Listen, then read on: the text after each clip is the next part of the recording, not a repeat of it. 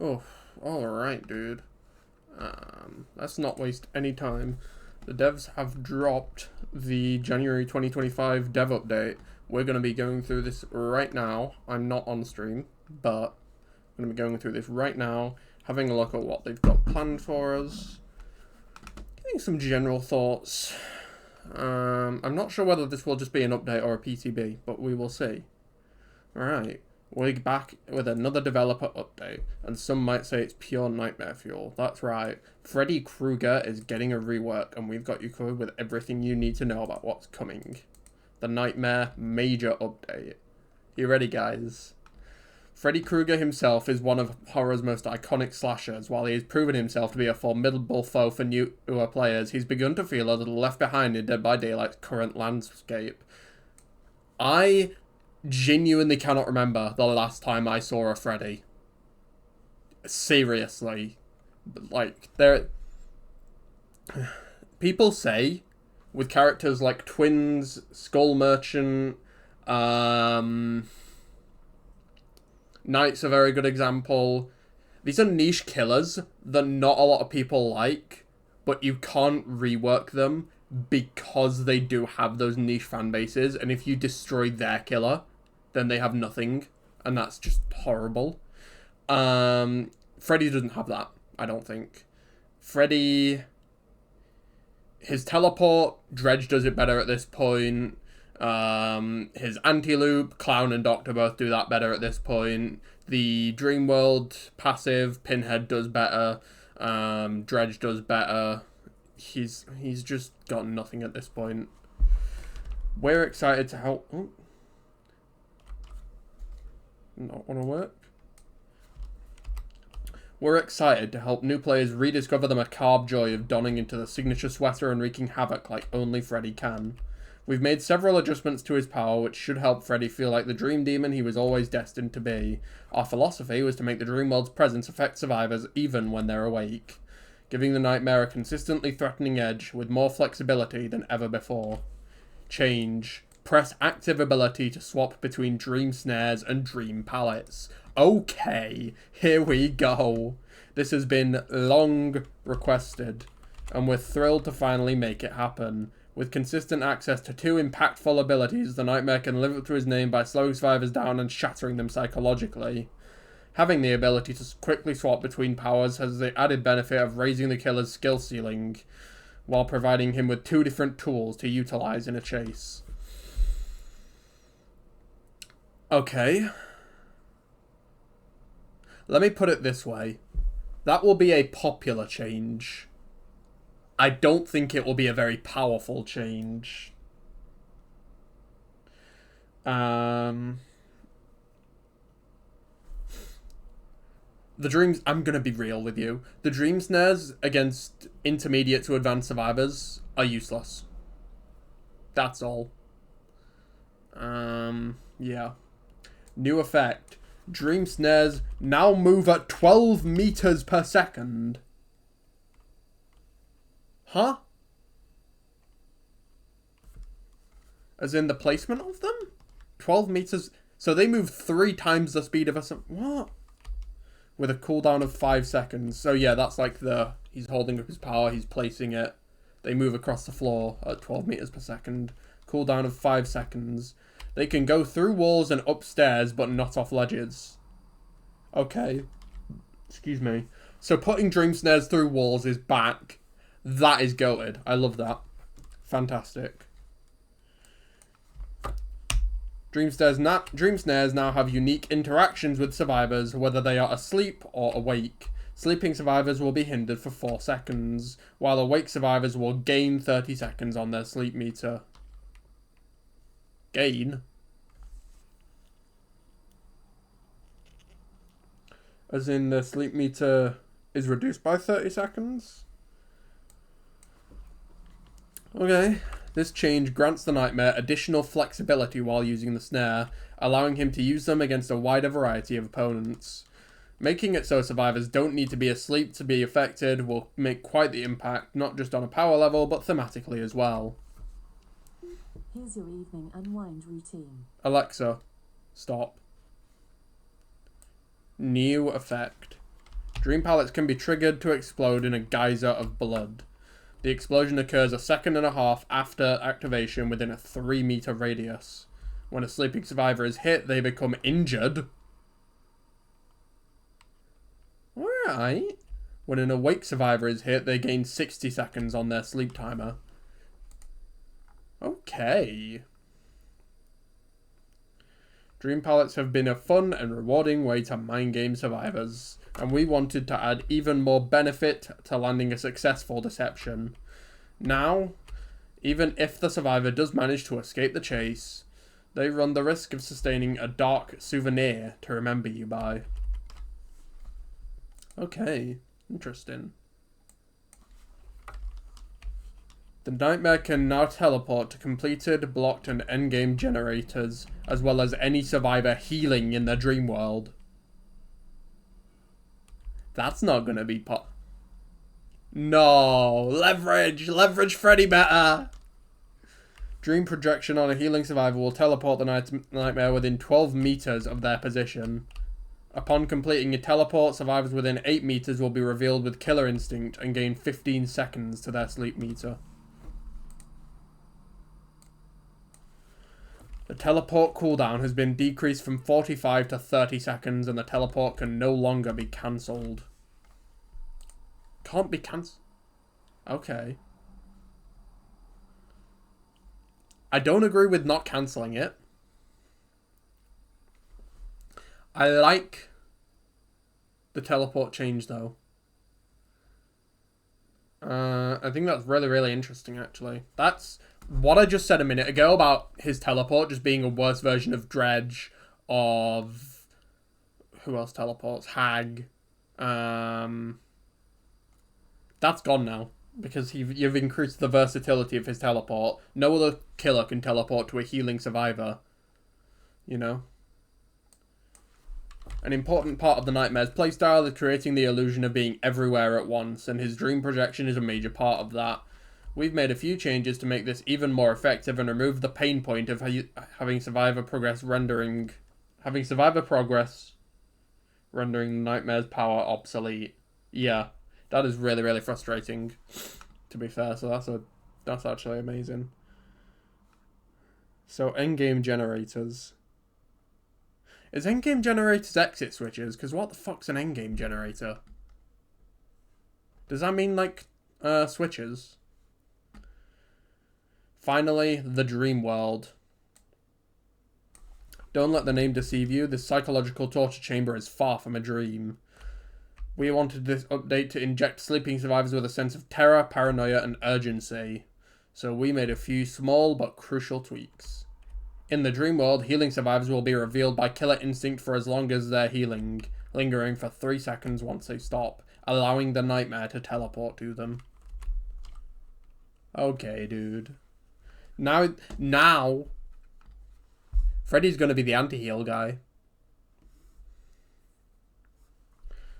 We're also giving the dream world a slight visual polish, which should help immerse players further into the fantasy. We have plans to continue improving this in the future, so keep your eyes out for even more to come. Sleeping survivors can use any alarm clock to wake up. After using an alarm clock, it goes on cooldown for 45 seconds, during which it cannot be used. Right. So that's new. I'm assuming since they haven't said anything about, like, the obliviousness, the lullaby, that they're all staying the same. So, yeah, that sounds actually pretty good. Pretty disgusting that you can do that, though. Like, that's going to be really, really fun. Add-ons. We've got an add-on update as well. Rounding out this rework is a substantial add-on pass to the Nightmare, which will incentivize creativity whenever you're preparing your next loadout. While the full list is too long to include, here are a few notable add-ons coming with this update. Iridescent Red Paintbrush. This is what it used to do. All survivors start the trial in the dream world. Failed skill checks do not wake up survivors in the dream world. The new effect reveals the aura of survivors in the dream world when they are further than 32 meters away. Okay. So that's... Okay, interesting. Increases each survivor's sleep meter by 50%. What do you mean? Just like reduces the timer to fall asleep by half? Cute. Iridescent black box. Recently opened exit gates were blocked for 15 seconds in the dream world. New. Exit gates are blocked for sleeping survivors for 15 seconds when they are opened.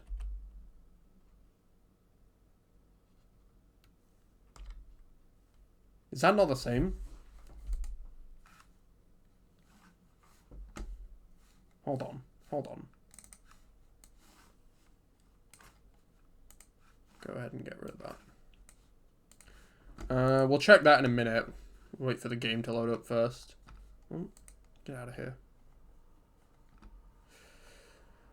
Where were we?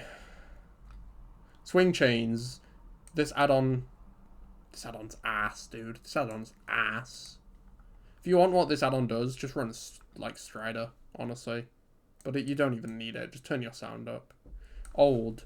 Rusty but sturdy chains used to securely attach a swing seat. Okay, we don't need the flavor text, guys. While survivors are in the dream world, the sounds of their footsteps are 50% louder. I cannot even begin to explain to you how incredibly useless that is. Oh. Are we DVD'd? Okay, let that load up. After using dream projection, block all vaults within 16 meters for 6 seconds. 6 seconds? That seems okay, but not mega impressive, honestly. Like...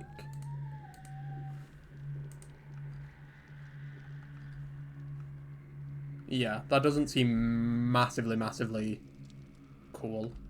It's a nice effect, but it'll get you a couple free hits, but that's it.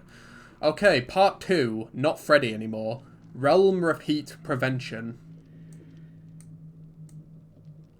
To decrease realm repetition, getting sent to ending up on the same map several times over, we're implementing a realm prevention system, which will replace the existing map repeat prevention system.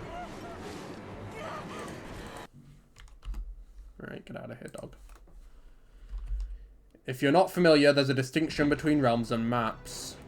If you don't know, the realm is like the bubble of all the maps. So like, Macmillan Estate is the realm, but the maps are Cold Tower, Suffocation Pit, Shelter Woods, Ironworks of Misery, and the other one. And while they're different from one another, this new system will ensure that you'll never be sent to the same realm for back-to-back trials. Note that using map offerings will override the system. Yeah, that makes sense. So if you go to Red Forest, Mother's Dwelling, on RNG, you can't then the next game go to Mother's Dwelling and get Temple of Purgation, which is really, well, it's fun.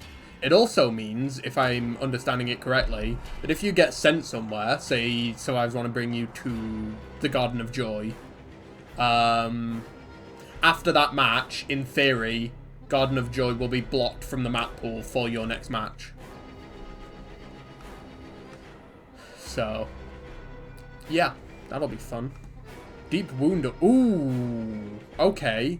This could be big. Depending on what this is, this could be big. Think about killers like Legion. While experienced players have grown familiar with the Deep Wound mechanic and mending, it has been a continuous source of confusion for newer players. To help clarify things, we've implemented a visual update similar to the anti-face camp bar. This bar will be a lot easier to track, appearing front and center in the UI and remaining there until you are fully mended. We've also reduced the blood spatter and darkening effects that appear when you're in the Deep Wound state. Several subtle visual updates will now be added to the bar, highlighting the dire nature of the status. Check out a screenshot below. Alright. So that bar's just the same as the one on your side HUD, where it tells you how much you've got until you bleed out. Free character trials. Dead by Daylight features a massive and growing roster of characters. To make matters even more complex, each character brings 3 unique perks into the game, with killers having additional power to learn and master. It can be especially tricky to gauge which characters might suit your preferred playstyle. Long-time players may even remember specific offerings that let you play as a killer you didn't own, giving you a taste of what they're capable of. We're excited to be launching a new system that will allow you to use specific characters for free during an event period, while in events queue. Note that only select characters will be available, chosen at our discretion, but they will be accessible to everyone. Okay, that's fair. They have a similar thing in Identity V, which is NetEase's big asim horror game. But they have sort of like a weekly trial system, I believe, where you have 2 or 3 characters on each side that are open to play. While this will be for a limited time with restricted access to the Blood Web, it will allow players to really get a feel for a new character and even complete character-specific challenges. That is actually really cool, I think, for beginners. That's it for today's dev update. Thanks for sticking with us, and we can't wait to see you trying out the Nightmare in our upcoming PTB. So it is going to be a PTB. Cool. Until next time, the Dead by Daylight team. Alright. So what? Freddy seems like he's gonna be decent. He's not gonna suddenly turn into Blight or anything like that. We're not gonna have, you know, the type of thing that happened to Billy at the end of last year. But he's gonna feel a little bit nicer. It'll be more like Myers' changes, and I'm excited to see what the rest of his add-ons look like. Yeah. That's about it though. We've covered the changes. When the PTB comes out, I will be here to play it. I don't know when the PTB comes out. Does it say?